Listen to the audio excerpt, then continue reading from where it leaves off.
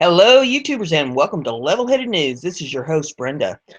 I have 5 articles in this episode for you. Think you'll enjoy this one. All these URLs are in the description of the video. First one here is off of Liberty Headlines. Get the ads to go away here. There we go. It says, why won't Trump declassify evidence of Obama's wiretap? Intercept put this out, and it says here, for weeks, I've been asking the Trump White House and nudging other reporters to ask a simple question. Since presidents have the power to declassify anything, will President Trump use this power to make public any evidence that exists of Russian meddling in the 2016 presidential election, including whether former President Obama ordered a wiretap? So far, the White House press office has not received inquiries. However, untelevised press gaggle this past Monday, NPR's engaged in this exchange with White House Press Secretary Sean Spicer. And Lassen says, usually to Clapper's comments, nothing that he knows or suggests there was any collusion between the campaign and Russia. But he also said of any wiretap FISA order. The thing I'm asking is that the President of the United States has unilateral authority to declassify anything that he wants.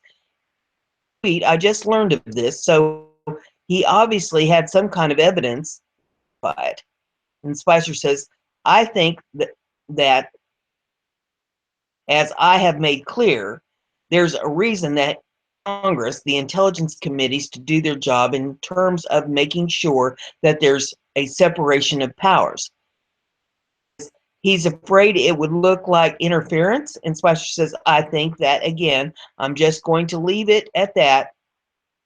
It's appropriate for Congress to do this instead of trying to point to his own Department of Justice. There you have that. The next one we have is off of Liberty Writers. What this national security expert told Sean Hannity blows Trump's wiretapping case wide open. This, if you want to pull it up and take a look at the videos. And it says, meet Sarah Carter. She's national security correspondent and came forward and she just revealed that there are actually 2 separate investigations of Trump's servers. More video. And it says, take a look at what Sarah Carter said. John and I spoke to some very senior U.S. officials. They clarified this. They said there was an FISA warrant in October at the overall Russian hacking investigation, but that the FBI, when they monitored the server at Trump Tower, it was actually located away from Trump Tower. It wasn't under the FISA. They did normal strategic type of FBI investigations that didn't require the FISA. So they went into the server, but they did not use the FISA to do that. A FISA, however, in October, at the same time as this investigation. And Hannity says, so there's 2 instances now of spying, warrant where whatever the FBI was doing was power. And she says, that's what we don't know now, because now that opens up a whole new slew of questions. And Hannity says, so what you're saying is they found no evidence at all whatsoever of any collusion between the campaign and the Russians, true? Really true. They found no evidence of that.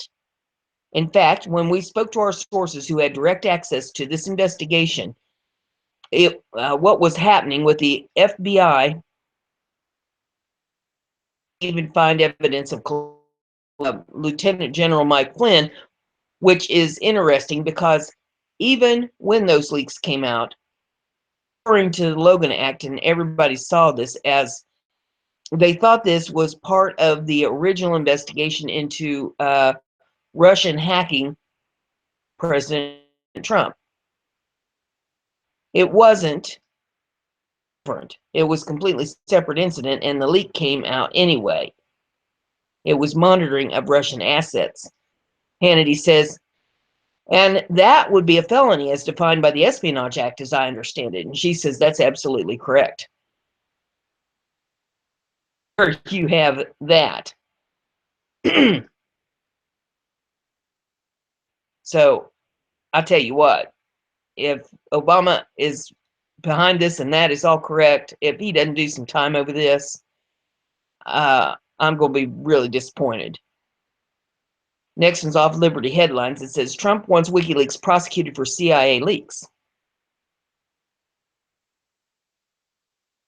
Off the activist post says after months of public WikiLeaks, President Trump's administration is now considering punishing WikiLeaks for release of the leaked CIA documents.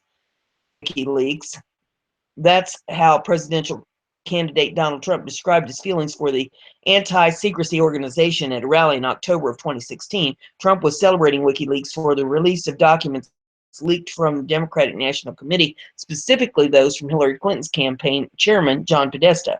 Hillary Clinton's email and corporate collusion revealed by their release were a popular topic for Donald Trump during his campaign.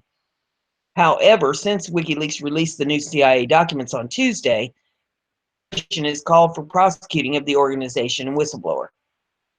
Exposed the Central Intelligence Agency's spying capabilities in an explosive new document dump. 7. The vault is a massive collection of 8,761 documents related to CIA surveillance activities, including everything from the CIA's infiltration of smartphones, televisions, and cars to the creation of a hacking station posed as a in Germany. WikiLeaks claims that the CIA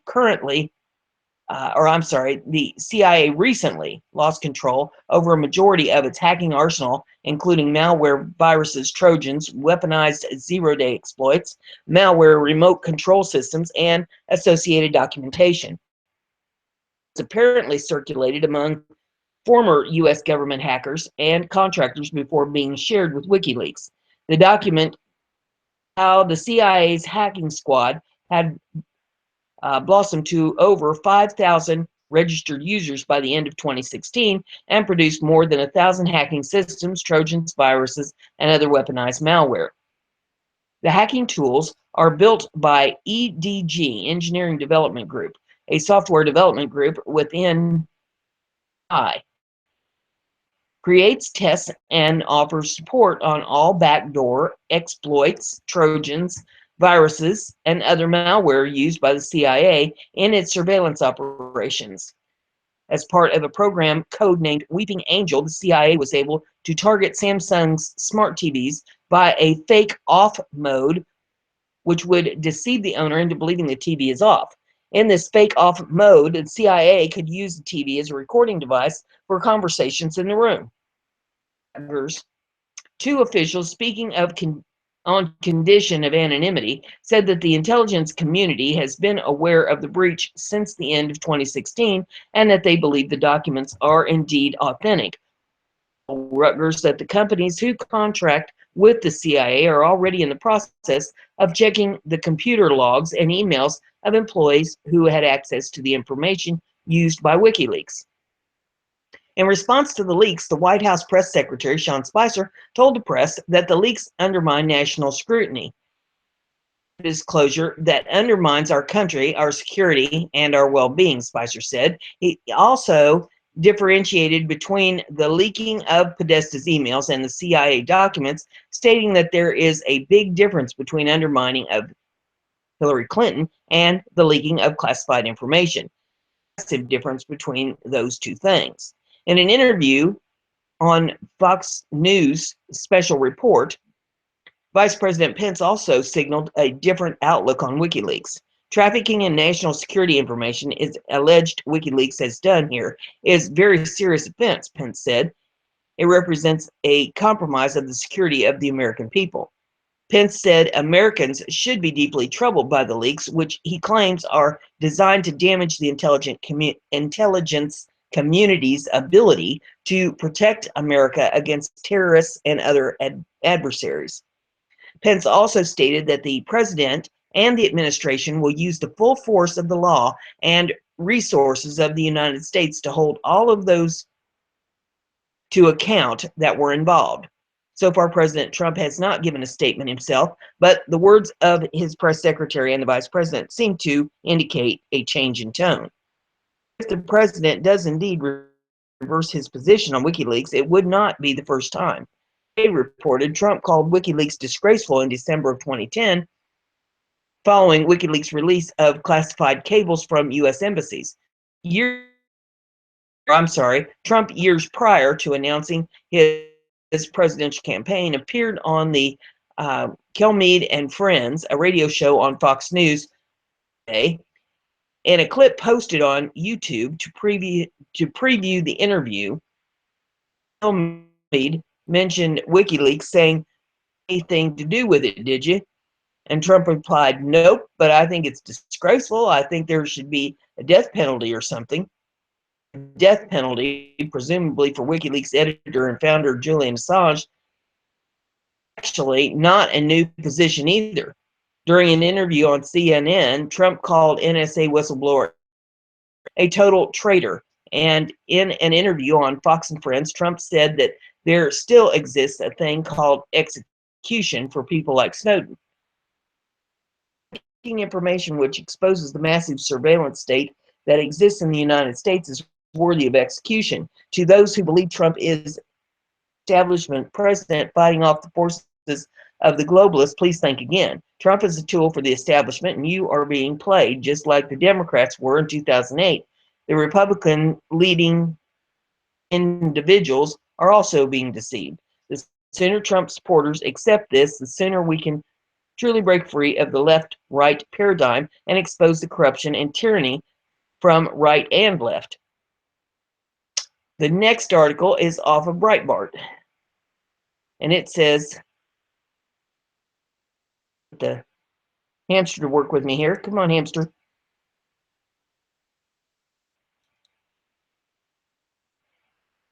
Exclusive.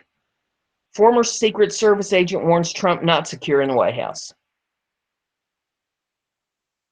Get the hamster to roll the wheel up here a little further.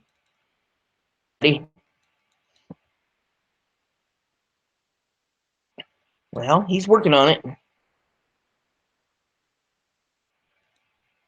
Former Secret Service agent who served in the security details of both Presidents Bush and Obama warned on Saturday that President Donald Trump is not secure in the White House stands.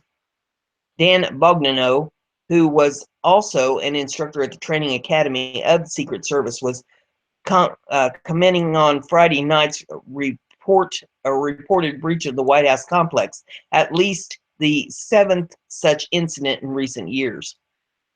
If one guy with a backpack and Omar Gonzalez with a bad knee could get near the residence of the White House, can you tell me with a straight face that a 40 assault team with heavy weapons wouldn't take that place down? Bogno was referring to the 2014 incident in which Gonzalez penetrated the north portico doors of the White House, reportedly brandishing a 3.5-inch folding knife in a back pocket. Inexcusable, Bogno said in the latest incident. How many of these are try this again. How many of these are we as citizenry going to tolerate, whether under Barack Obama or now President Trump, before there is enough citizen outrage that the Secret Service actually does something? The author of the best-selling 2013 book, Life Inside the Bubble, Why a Top-Ranked Secret Service Agent Walked Away from It All. He also previously ran as Republican for Congress and the Senate. He was speaking in an interview set to air Sunday on this Reporters Talk radio show, Klein Investigative Radio, broadcast on New York's AM 970 and News Talk 990 AM in Philadelphia. The Secret Service is not ready right now to defend the White House, he charged. They're not. I know that may make people uncomfortable, and frankly, Aaron, I am really getting tired of some of the talking heads on cable news who have never done 1 minute in the shoes of a Secret Service agent. They have no idea what the security plan of the White House actually looks like. They're all sitting there brushing it under the rug going, oh no, they were prepared. This was a manageable incident. This is how it's supposed to work. You really believe this is how it's supposed to work?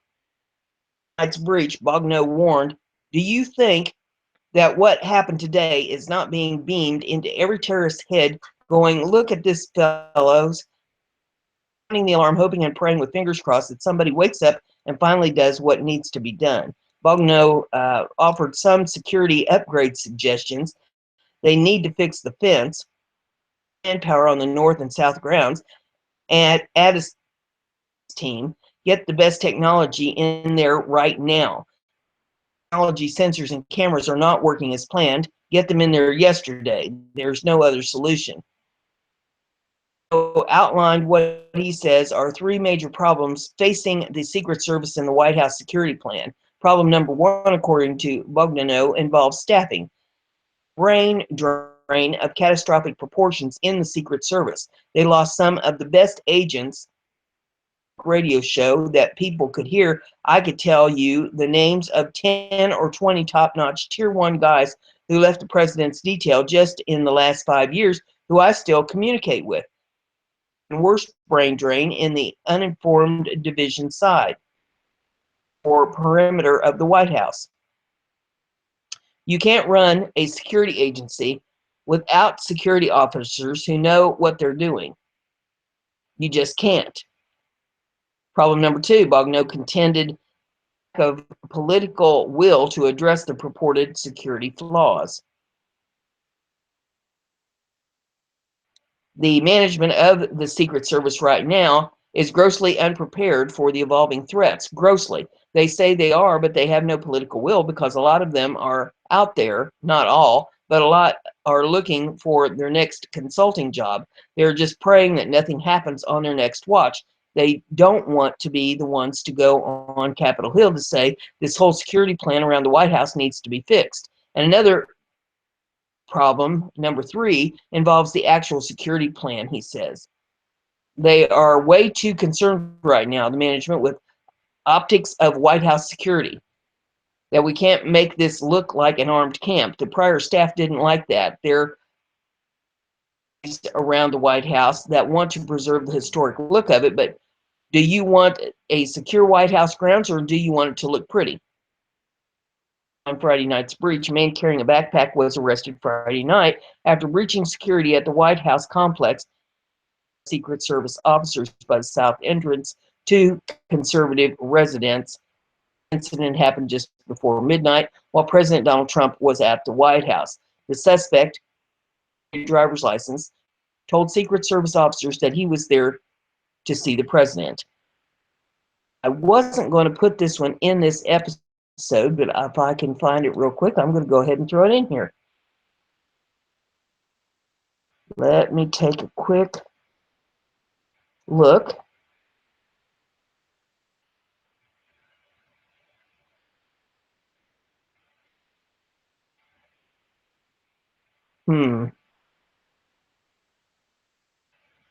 Well, maybe. I have so many articles that I have filed here to do episodes on. I found it. Hot dog. Let's get it up here. This is off of BizPack Review.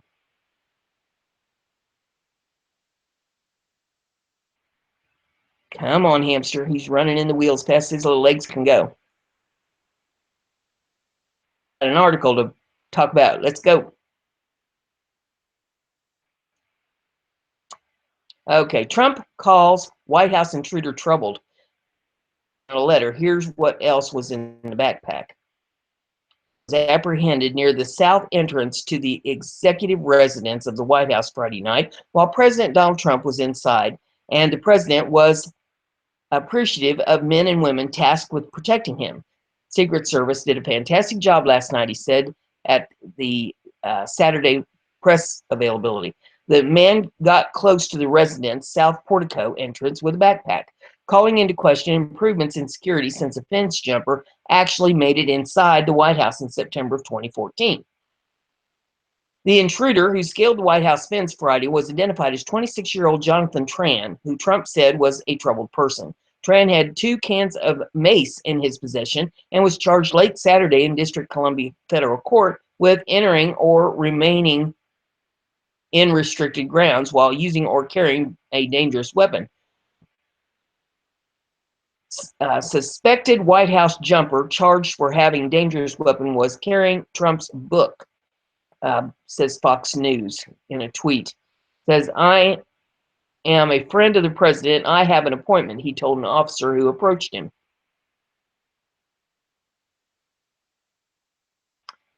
And page is jumping around. Give it a minute to settle down here.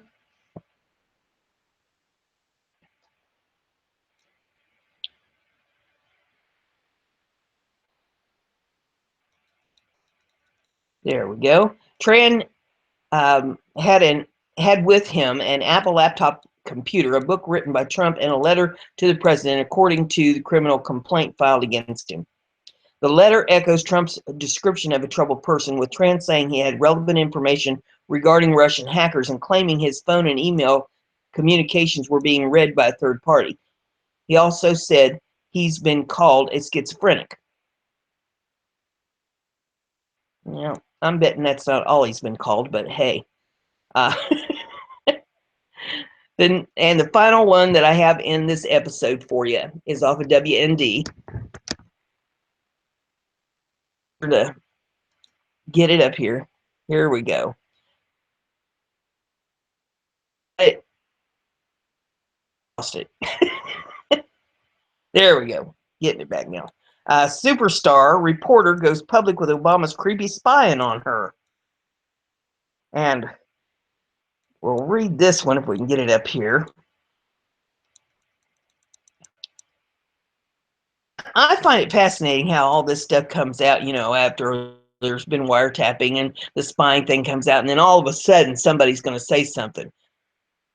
I don't know. I mean, if I knew that somebody was spying on me, I would have been screaming at the top of my lungs from day one. But okay. This is out of Washington. It says the woman who is perhaps the nation's top investigative journalist is fighting back against Big Brother. Cheryl Atkinson shared with WND a description of what it was like to experience a really straight out of Orwell. The reporter claimed she was spied on during the Obama administration while investigating its scandals. Okay, she has been squawking for a while about this, so okay, I'll give her a break. It says, what tipped her off? Imagine what it must be like to watch your computer turn itself on and off. Visible sign I noticed over many months, Atkinson told WND in an email interview. At the time, I suspected it was some sort of phishing program seeking my passwords and contacts. It was confident my computer had sufficient protections. I never suspected it was connected to intrusion of my system until sources and forensics told me that it was. She also watched a different computer that she used delete files by itself. After Atkinson's released a video showing that it was happening, Vox Max Fisher claimed it was more likely that she had a stuck backspace key. WND asked, as an Emmy award-winning investigative journalist and now the anchor of her own Sunday morning national TV news program, Full Measure, did she find Fisher's claim that she was confused by a keyboard was just a silly attempt by a noted propagandist blog that had no firsthand information from the surveillance, she replied dismissively.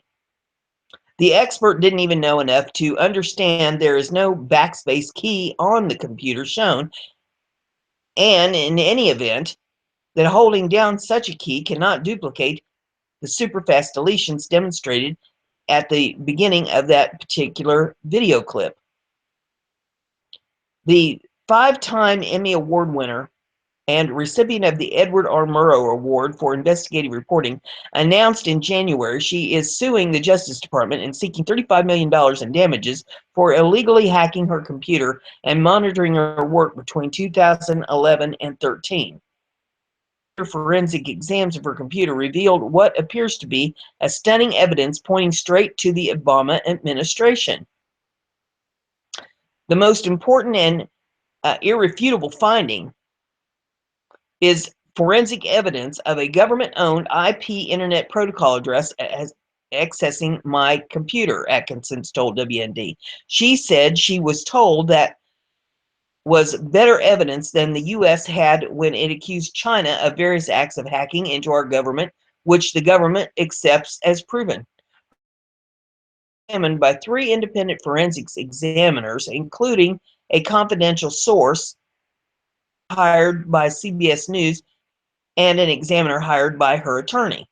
What they found was just stunning. Atkinson provided them an itemized overview of some of their findings and described what a confidential source and examiner hired by her attorney found. A government-owned IP address was used to access my computer. We were able to see instances of exact date and times that intruders entered my computers and the methods they used to do so. They used commercial, non-arbitratable software propriety to the CIA, FBI, NSA, or the DIA. Was consistently running on my computers. It included a feature that logged my keystrokes, my emails, and collected my passwords. Skype was surreptitiously used to listen in on audio. My smartphone was also infected.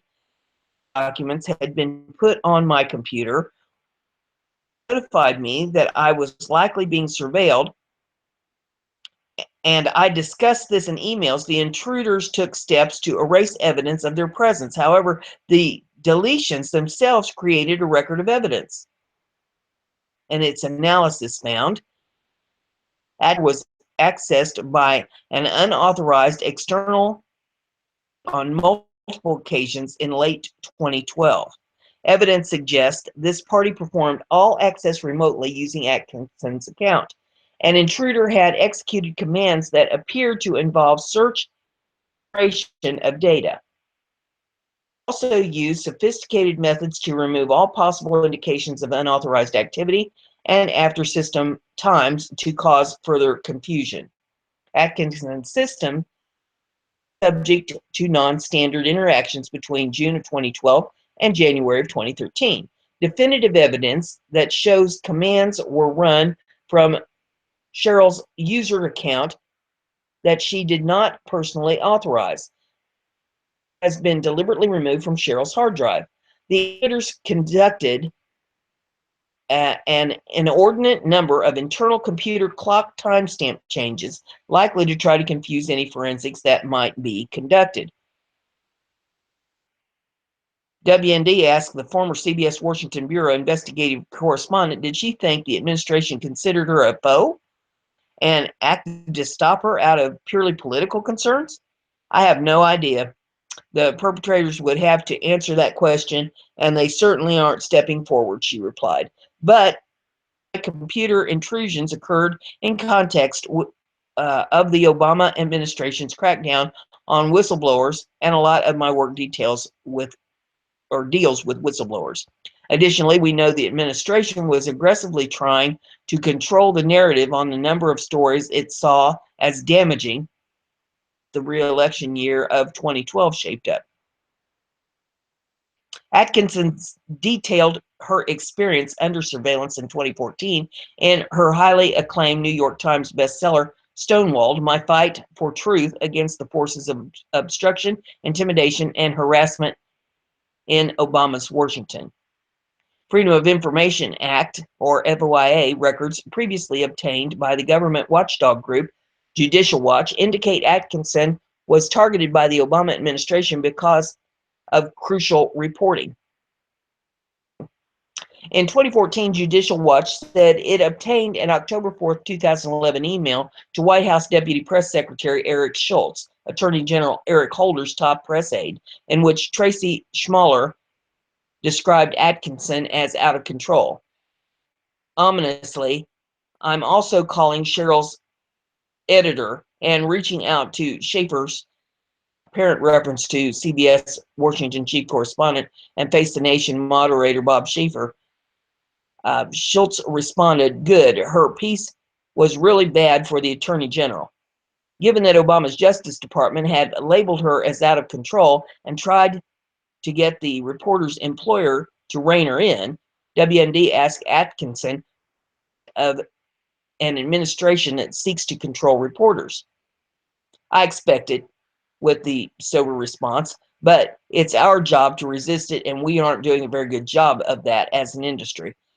Atkinson described problems endemic in the news media, including the genesis of fake news, in an interview with WND in December, previewing her book titled "The Smear: How Shady Political Operatives Control What You See, What You Think, and How You Vote," due to be published on May the 22nd of 2017.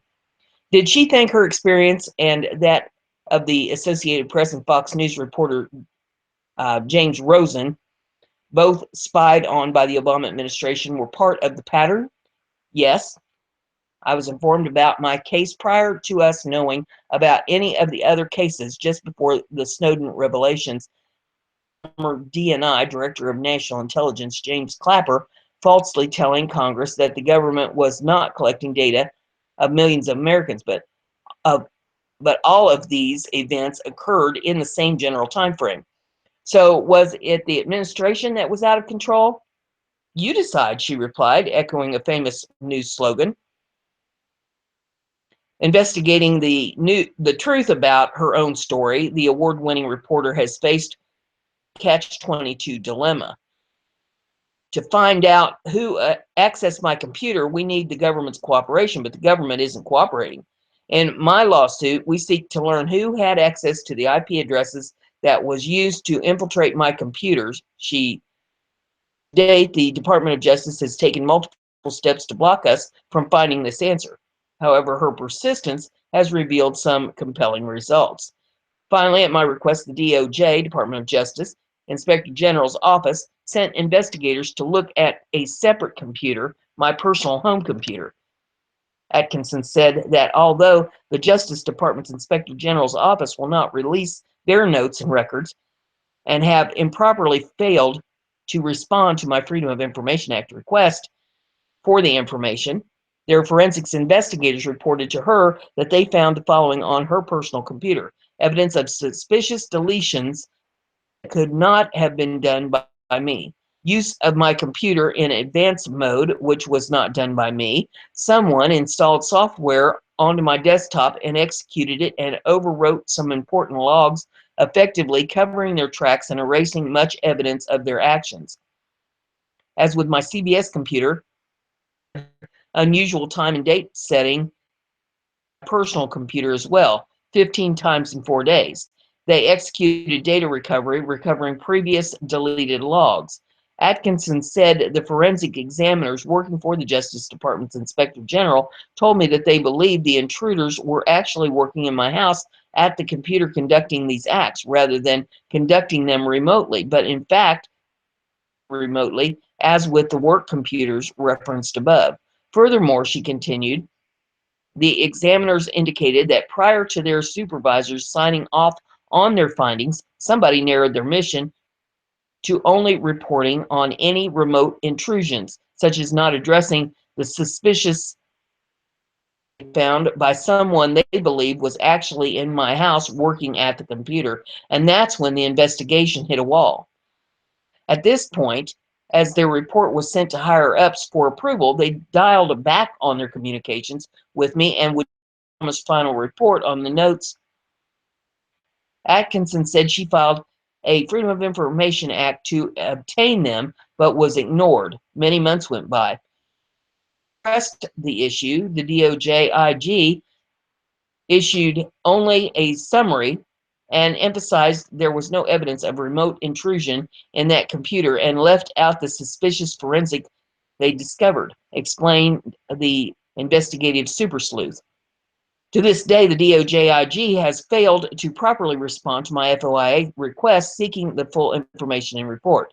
As a result, many of the media reported that this DOJ IG report was somehow conclusive evidence that my computer had not been infiltrated. In fact, she clarified, the DOJIG didn't even examine the primary computers in question, referenced in the other exams above, because CBS would not allow them to look at the computers.